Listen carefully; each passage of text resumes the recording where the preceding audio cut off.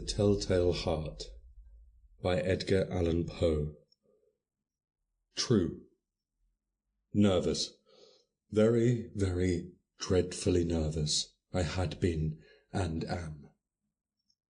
But why will you say that I am mad? The disease had sharpened my senses, not destroyed, not dulled them. Above all was the sense of hearing acute. I heard all things in the heaven and in the earth.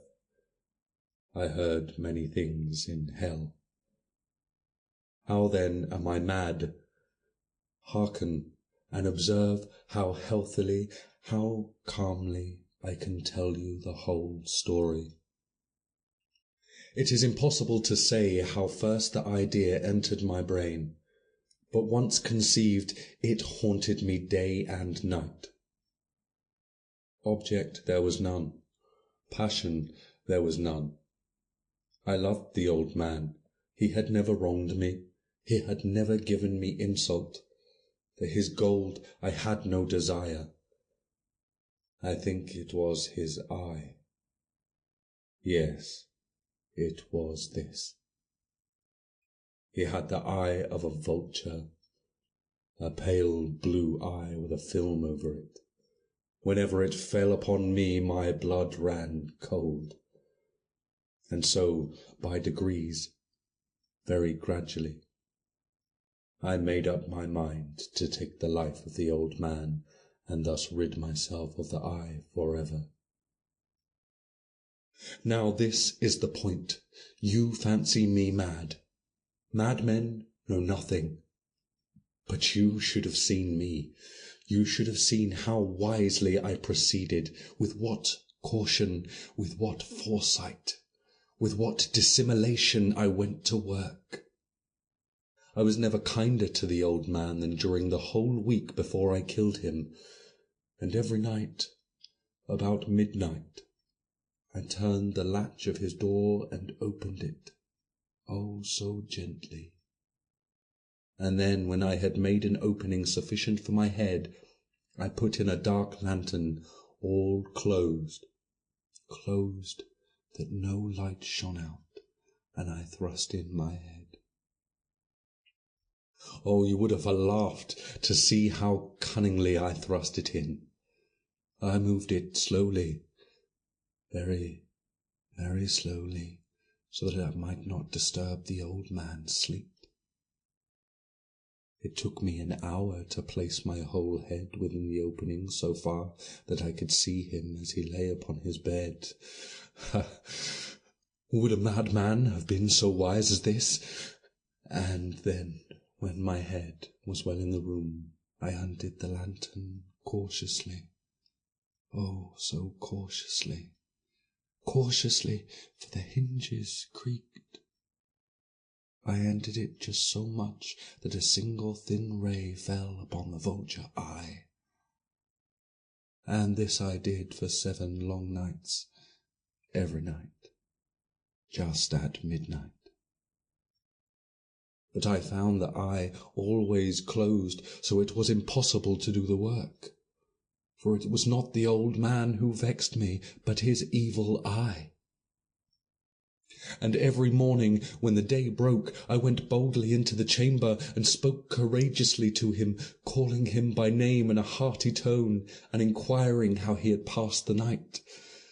So you see he would have been a very profound old man indeed to suspect that every night, just at 12, I looked in upon him while he slept.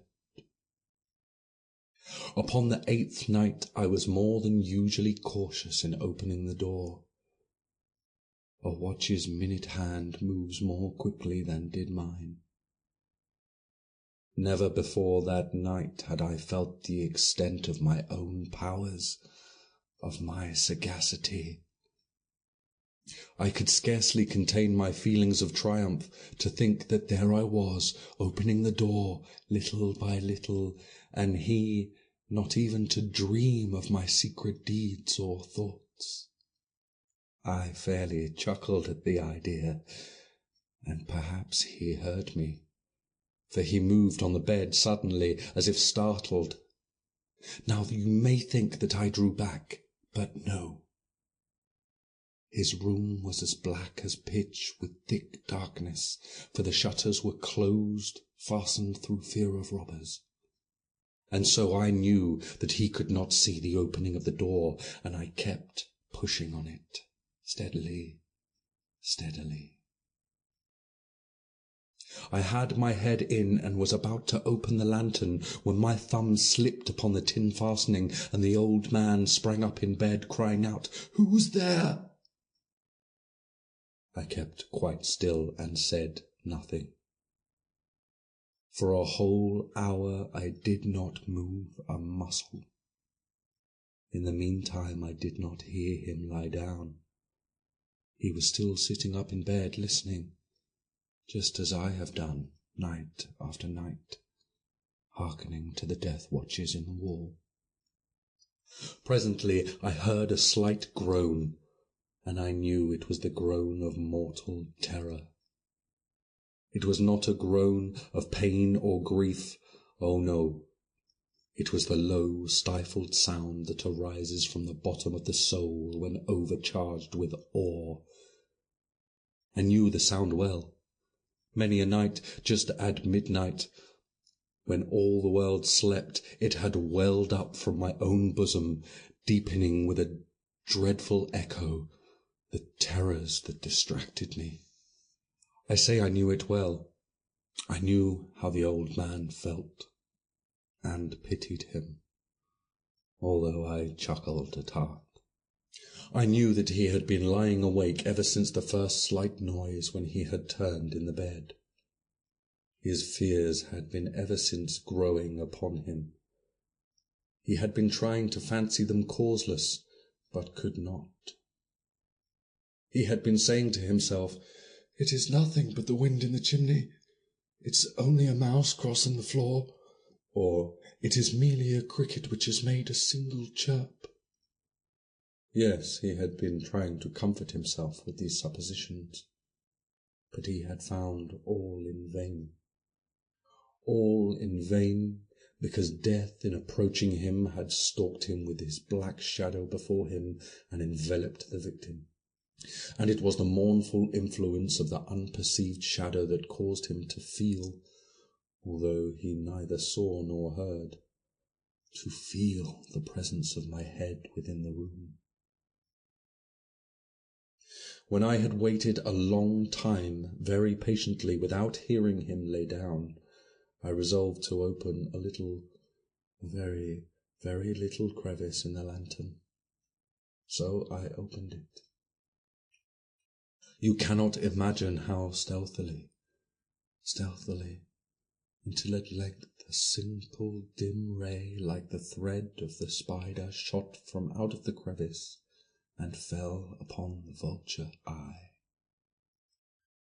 It was open, wide open, and I grew furious as I gazed upon it.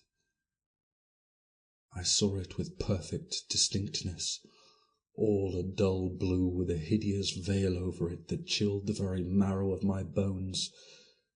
But I could see nothing else of the old man's face or person, for I had directed the ray as if by instinct precisely upon the damned spot. And have I not told you what you mistake for madness is but over-acuteness of the senses? Now, I say, there came to my ears a low, dull, quick sound, such as a watch makes when enveloped in cotton. I knew that sound well, too. It was the beating of the old man's heart. It increased my fury as the beating of a drum stimulates the soldier into courage. But even yet I refrained and kept still. I scarcely breathed. I held the lantern motionless. I tried how steadily I could maintain the ray upon the eye. Meantime the hellish tattoo of the heart increased. It grew quicker and quicker, and louder every instant. The old man's terror must have been extreme. It grew louder, I say, louder every moment. Do you mark me well? I have told you that I am nervous, so I am. And now, at the dead hour of night, amid the dreadful silence of that old house, so strange a noise as this excited me to uncontrollable terror. Yet for some minutes longer I refrained and stood still, but the beating grew louder, louder. I thought the heart must burst, and now a new anxiety seized me. The sound would be heard by a neighbour. The old man's hour had come. With a loud yell I threw open the lantern and leapt into the room. He shrieked once, only once. In an instant I dragged him to the floor and pulled the heavy bed over him. I then smiled gaily to find the deed so far done. But for many minutes the heart beat on with a muffled sound. This, however, did not vex me. It would not be heard through the wall. At length it ceased. The old man was dead. I removed the bed and examined the corpse. Yes, he was stone dead. I placed my hand upon the heart and held it there many minutes. There was no pulsation. He was stone dead. His eye would trouble me no more. If still you think me mad, you will think so no longer when I describe the wise precautions I took for the concealment of the body. The night waned, and I worked hastily, but in silence. First of all, I dismembered the corpse. I cut off the head, the arms, and the legs. I took up 3 planks from the flooring of the chamber and deposited all between the scantlings. I then replaced the boards so cleverly, so cunningly, that no human eye, not even his, could have detected anything wrong. There was nothing to wash out, no stain of any kind, no blood spot whatever. I had been too wary for that. A tub had caught all. When I had made an end to my labours, it was 4 o'clock, still dark as midnight. As the bell sounded the hour, there came a knocking at the street door. I went down to open it with a light heart, for what had I now to fear? There entered 3 men who introduced themselves with perfect suavity as officers of the police. A shriek had been heard by a neighbour during the night. Suspicion of foul play had been aroused. Information had been logged at the police office, and they, the officers, had been deputed to search the premises. I smiled, for what had I to fear? I bade the gentleman welcome. The shriek, I said, was my own in a dream. The old man, I mentioned, was absent from the country. I took my visitors all over the house. I bade them search well. I led them at length to his chamber. I showed them his treasures, secure, undisturbed. In the enthusiasm of my confidence, I brought chairs into the room and desired them to rest from their fatigues, while I myself, in the wild audacity of my own triumph, placed my own seat upon the very spot beneath which reposed the corpse of the victim. The officers were satisfied. My manner had convinced them. I was singularly at ease. They sat, and while I answered cheerily, they chatted of familiar things. But ere long I felt myself getting pale, and I wished them gone. My head ached, and I fancied a ringing in my ears, but still they sat, and still chatted. The ringing became more distinct. It continued and became more distinct. I talked more freely to get rid of the feeling, but it continued and gained definiteness, until at length I found that the noise was not within my ears. No doubt I now grew very pale, but I talked more fluently and with a heightened voice, yet the sound increased. And what could I do? It was a low, dull, quick sound, much such a sound as a watch makes when enveloped in cotton. I gasped for breath, and yet the officers heard it not. I talked more quickly, more vehemently, but the noise steadily increased. I arose and argued about trifles in a high key with violent gesticulations, but the noise steadily increased. Why would they not be gone? I paced to and fro with heavy strides, as if excited to fury by the observations of the men. But the noise steadily increased. Oh, God, what could I do? I foamed, I raved, I swore. I swung the chair upon which I had been sitting and grated it upon the boards, but the noise arose above all and continually increased.